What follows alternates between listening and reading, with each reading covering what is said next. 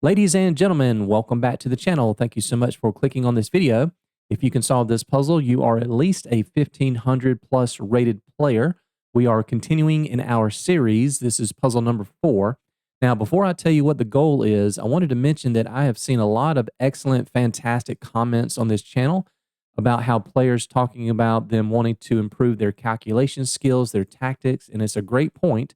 So I might suggest if you're having trouble with these puzzles or this one in particular, try highlighting squares and drawing arrows. If you're using chess.com, if you right click, that's a red square. If you hold down the Alt button and right click, that is blue. If you hold down the Control button and right click, that's this orange yellowish color. Same thing with the arrows. You can draw a orange arrow, you can draw a blue arrow or a red arrow. So play around with the highlighted squares and the arrows and see if that helps you. Okay, so the goal of this puzzle is it is simply a checkmate in 3 moves, but the challenge is there are 2 different ways to checkmate. It is white to play, 2 different ways for white to mate in 3, depending on what black does. So in order to solve this, you have to find both ways. White to play, pause the video now. As always, I want these puzzle videos to be educational and instructive. Otherwise, you could solve 1,500 puzzles on your own. The first thing that we notice is black has a rook and a queen down here. And so if white does not give a check, then black plays rook to h1, and that will be checkmate. So that means every move that white plays has to come with check. So if you weren't able to get this, let's go back to what we talked about in our tactics recognition videos and talk about one of the things that we always want to do when we're trying to solve puzzles in general is to count the checks. So if you have not done this, pause the video now and count all of the legal checks that white has in this position. Pause now. So counting all of the checks is a great drill for you to do when you're solving puzzles, of course, definitely in real games, as it will increase your vision skills and that will inevitably open up more opportunities for you to spot tactics. And it helps with our elimination process. So if we take each piece one at a time and count all the checks, well, we have no checks with the rook.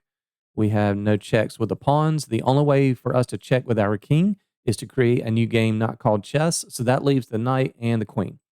Okay, so if we take a look at the knight, we only have one check, and that is knight to f5. Okay, that's one.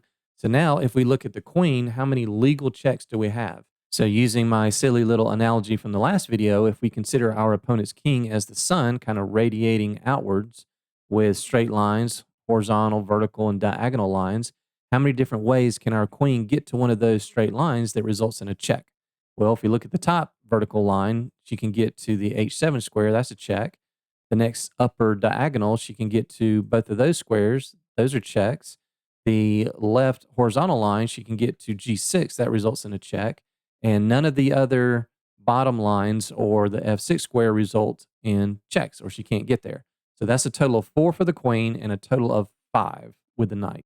Okay, so if we start with our process of elimination, if white takes on h7 check, then white can hit that little flag resign button, black will take, and white only has one check, rook to a7, and there are many ways to get out. The king has a bunch of squares to go to, black could block a bunch of different ways. That will not be a mate in 3, so that doesn't work. Next, if white plays queen to g7 check, same thing, black will take that. White has 1, 2, 3 checks there. If the knight gives a check in either spot, then black will take that. Here, black takes, and if there's a check with the rook, then once again, black has a whole bunch of different squares to go to in addition to the blocks. So that doesn't work. If white takes the g6 pawn, black will take the queen, and we only have one legal check here for white, and that is the f5 push. Black has several different squares with the king, and of course, they could just take the pawn with the rook, and that will not result in a mate in 3 on the next move, so that doesn't work. So that leaves us with the f8 square as the last checking square for the white queen. So white plays queen f8 check. This looks very promising because now black only has one legal move, which is king to h5. And in this position, we have a few different checks. With the queen, we can only check once on h6. We can check with the pawn on g4, and we can play rook to a5 check. So it looks like we might have something here. Let's take each one at a time.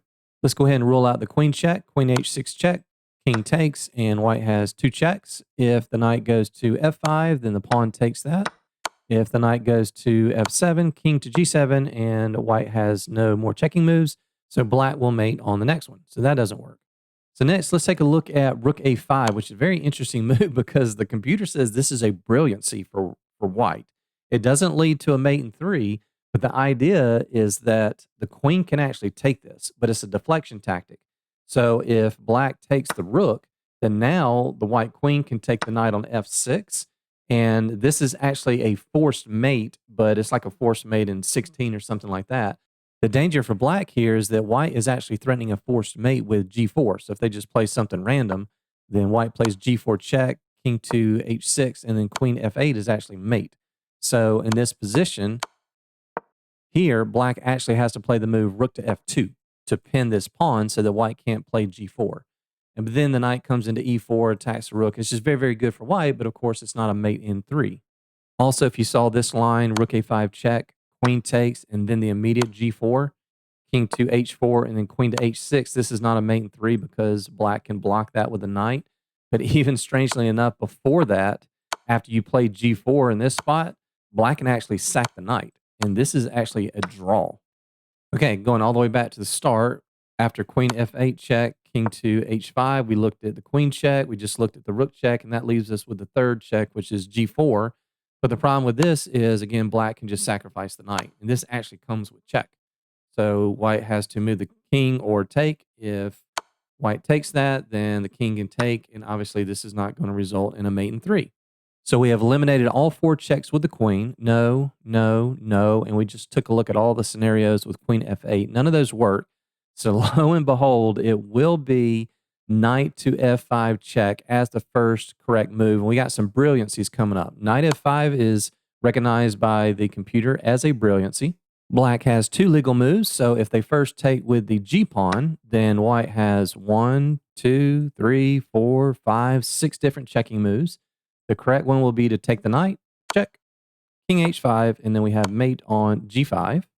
And if we go back after white plays the amazing knight f5 check brilliancy, if the black king goes to h5, we have 1, 2, 3, 4, 5 different checking moves. And the correct solution number 2 is white plays queen takes h7 check, back-to-back brilliancies. Yes, sir. This is a nice little deflection tactic. So black has to take that with the knight. And then we hit him with g4, the beautiful pawn checkmate. What a really cool puzzle. So please let me know in the comments below, guys, if you were able to find both of the mate in threes. And I hope you enjoyed this, and we will see you on the next one.